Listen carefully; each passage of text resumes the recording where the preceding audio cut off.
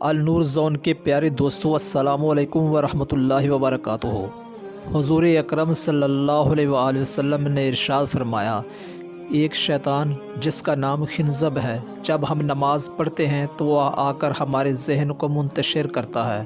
وہ اس نماز سے اپنا حصہ اچک لینا چاہتا ہے، ہماری سوچ اور ذہن کو ہم سے ہٹانے کی کوشش کرتا ہے۔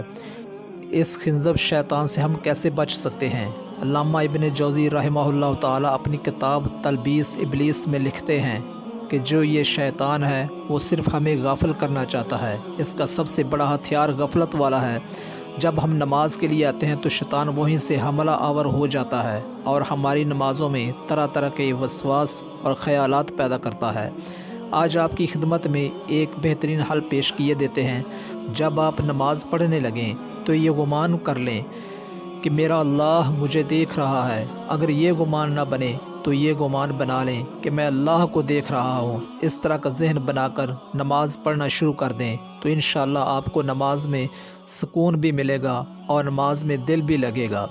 ویڈیو اچھی لگنے کی صورت میں ایک لائک کا حق تو بنتا ہے۔ مزید ایسی معلوماتی ویڈیوز کے لیے چینل کو ضرور سبسکرائب کر لیں۔ ملتے ہیں ایک نئی انٹرسٹنگ ویڈیو میں، تب تک اجازت دیجیے گا۔ اللہ حافظ الناصر۔